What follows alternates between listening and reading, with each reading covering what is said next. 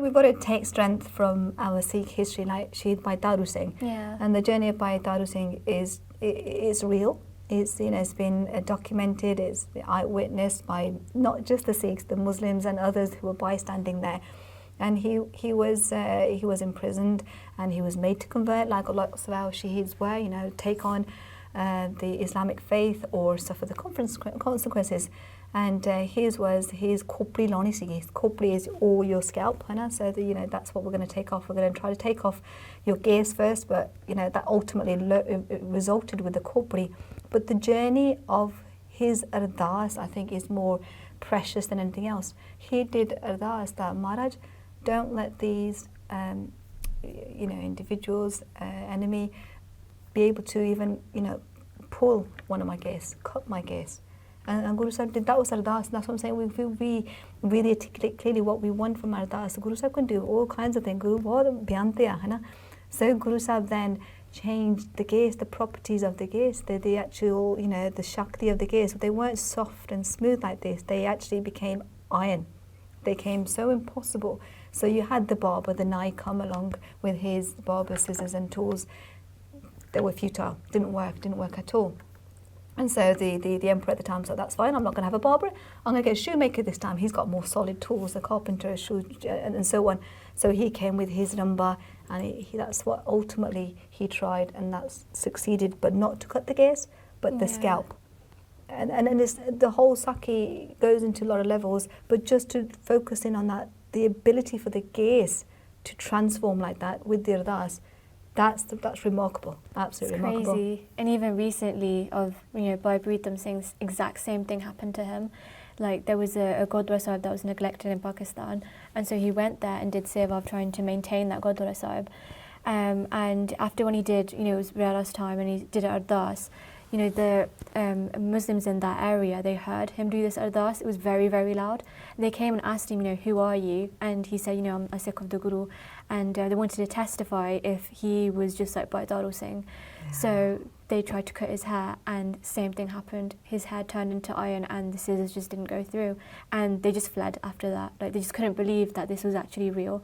And Bhai Sahib passed away in 2013. Like, 2013. I was a kid then, and there's pictures of him. He's a real individual, and that wasn't that long ago. So these things do happen. The power of our case is very evidently there. Yeah, and what we do, we've got to remind ourselves. And I think for women, it is talking about the sacrifices our mothers, our sisters before us have made, because gaze is one thing, but actually having your children ripped limb by limb and then put around your neck so that we have Sikhi today, that's a whole different level. Do you know what I mean? That should give us inspirations beyond the gaze issue or anything else in life. And that battle is so strong.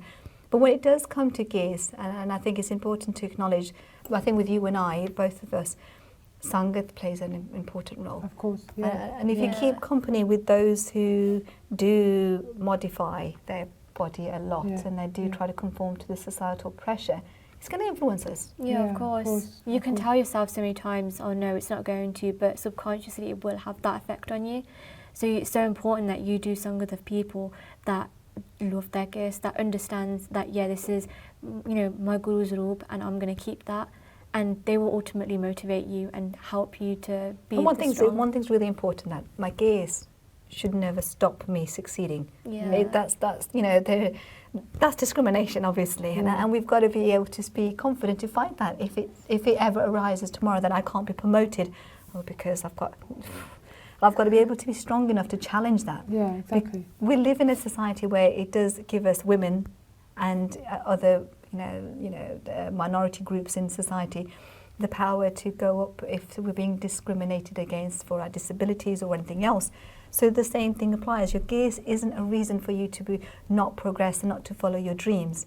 If anything, Sikhi in general would make you a better person in whatever dream that you've got. And we've got a lot of Bibiyan that are succeeding, are in high positions, they are CEOs, they're entrepreneurs, they belong to big organizations, big corporate organizations in the professional world who boldly kept their gaze, and that's not the be and the end of what they are, and they represent that company. The company acknowledges the other virtues of that person. Exactly. Yeah. And you will see, now you're a pharmacist, so you would have seen that. I mean, there might be others out there that could say, oh, you're not going to get a job tomorrow, and so on. Yeah. To be honest, as a pharmacist, I've worked in places where, like, people haven't seen Asians. They don't know who Asians are. It's predominantly Agore people, white people, and they're asking me, like, they look at me, but it's because they don't understand. Yeah. They're like asking questions about, so, oh, I didn't know that women have gears on their face as well. And it's about educating them and making them aware that this is like who I am and this is why we do it. And then they have so much more respect. They have so much respect for you because they didn't know that. So you're educating them as well. And that's what's important, is for you to be able to tell other people about it and educate them, and then they can accept you and they can have that respect for you. It's just knowing about what's important to you. So we're not here trying to judge anybody. We're not saying that if you're not Amritdhari, you're not worthy. We're not saying any of that. You choose whatever you want to choose, whatever path is right for you. Yeah. So keep your hair, but keep it because you want to keep it. Yeah. Don't keep it for anybody else, but keep it because you want to keep it. We're trying to educate you the power of gears, what it can do you. Yeah. And in our religion also, when we look at Gurbani, we know that the body meditates. Yeah. So you meditate once you're baptized. You know, you've got that access to the realm, to the spiritual realms. And so when you meditate, and we've already said that the hair is like our foot soldiers, the hair meditates as well. Yeah. So for us, it's another boosty bonus. The more we've got, the more it's going to help us to meditate more. Yeah. But then what we also need to know, when you take this journey of keeping your gaze, it's not to be taken lightly. There are certain things that we need to make sure that we do and don't do. So it's a challenge. It's a challenge every day. First thing is you've got to embrace that challenge. So we've got to be knowing why we're keeping our gaze. So we've taken Amrit, so we're keeping it for our Guru. We want to get Guru's khushiyan. So that's what our motivation is. And we know that we want to merge with Paramatma one day. And so we meditate, and we know that gaze is going to help us to meditate. But at the same time, we need to be able to be strong enough to face the challenges when they come up, like with PCOS or any other thing, like family conflict, where people might start judging and making suggestions or snidey comments and stuff. Helping with that. It's your body. Like, you take ownership of that and know that they can't control and make those decisions for you. Only you can do that. It's your body, your mind. Yeah. But now use it more productively instead of trying to just be sold out to the Gillettes and the big marketing companies. Yeah. Own it. And so when you look at gaze, and then there's things to acknowledge when you are Amritdhari and when you're on the path of spirituality, that those gaze that fall off, we still think they're special. So when we comb our hair, there's the whole significance of looking after our hair. And there's probably a little bit more education needed about the way in which we should look after our gaze. But I love the fact that with Sikhi, our Guru has done right by us. Yeah. He doesn't want to traumatize us. He doesn't want us to do this every single day. Yeah. For what reason? No, he goes, no, I love you.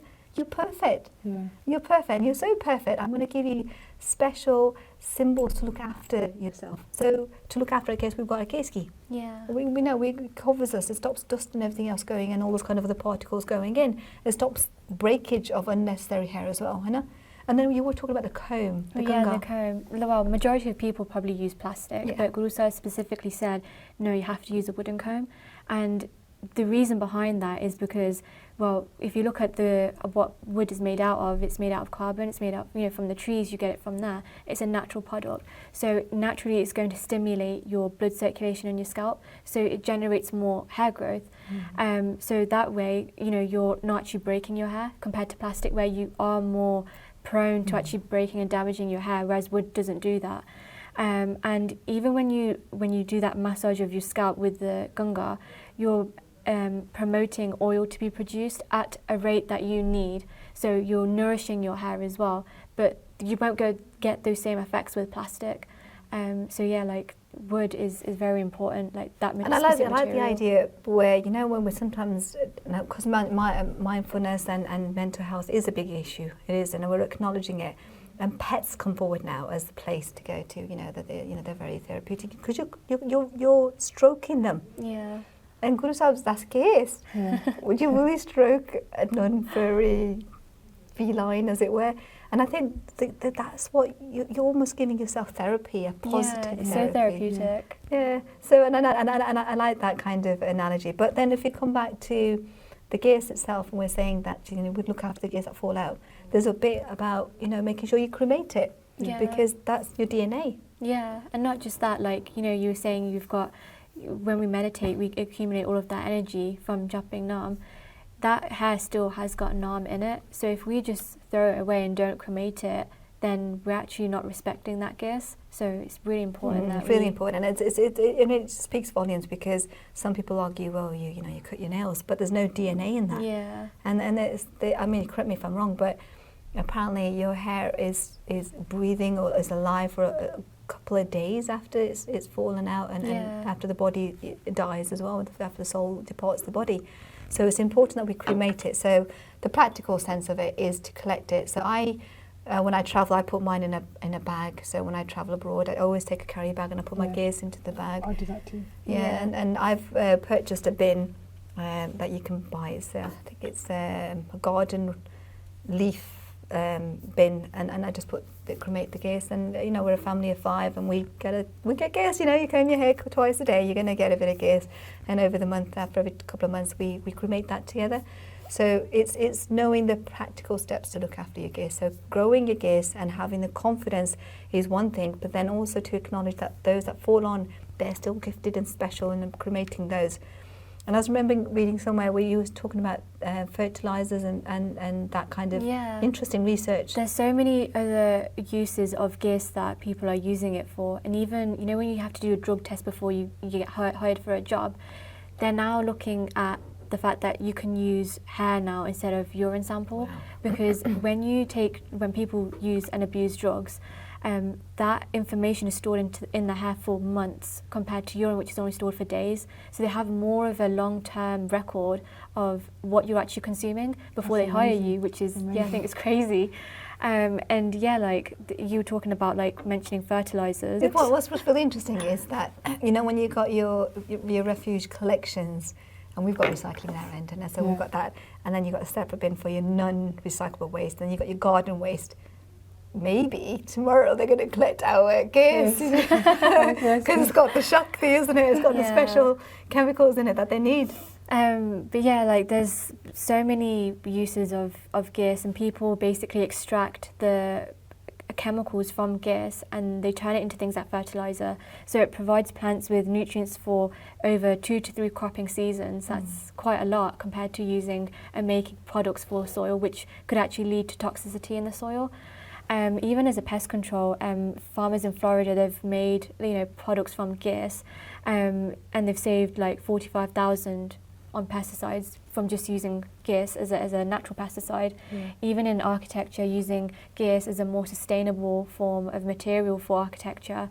It can be used as a water purifier. I didn't even think of this one, but they use basically gears and turn it into a mat, and this mat is then used within water, and it purifies all of the water by using it as basically a filter. And yeah, we've just spoken about forensics, so you can, not just for job interviews and stuff like that, when you get hired, they can actually go and see, okay, like what are you made up of, what is your genetic makeup, and all that kind of things, just from your gears. So I'm in STEM, so that's science, technology, engineering, mathematics, and we've got Mars Day coming up. I can't remember the date, but it's coming up soon. I think it's in March. And it's exciting because we've got the rover, little robot out there on Mars, and it's very exciting. But one thing is to acknowledge that all these big economies and countries are fighting to get into space. You've got China, you've got Russia, you've got Americans, all trying to get into there. And there's always been this alien notion that there's other forms of lifetime out there. And we look at Gurdwara, we know there's Batala, we know there's lots and lots out there.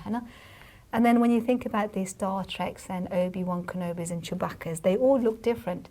They could have different skin and purple faces. And when you look at the movies, it's absolutely fine. We coexist. We're absolutely fine. And so you could have a cousinette kind of full, it's fine because you're from Nuba or you're from Iris or wherever the different, it's fine. But why can't we just have that here? That I'm from the town that I'm from. I am who I am. And accept me for who I am. I choose to be like this. This is perfect. I am perfect. And we need to be happy in the skin. And that comes from educating ourselves and sangat that we keep and the ardaas that we do. 100%. My hair is an issue. My gaze is a blessing. Yeah. It's the blessing. It's not going to hinder my progress at all. So it's about educating other people around you and making them not be so ignorant. Yeah. And especially our young people. And I think it goes back to that very first point that we were saying, as parents and as a community, we are responsible for these young people feeling that they need to look a certain way. We're responsible as well, and we need to reverse that to make them, make them realise this is what the gaze is supposed to do. Yeah. And if you choose to go down this route of waxing, threading, lasering, it's a lifetime commitment. I think they need to full risk to reward, that should just all be made very clear. Yeah.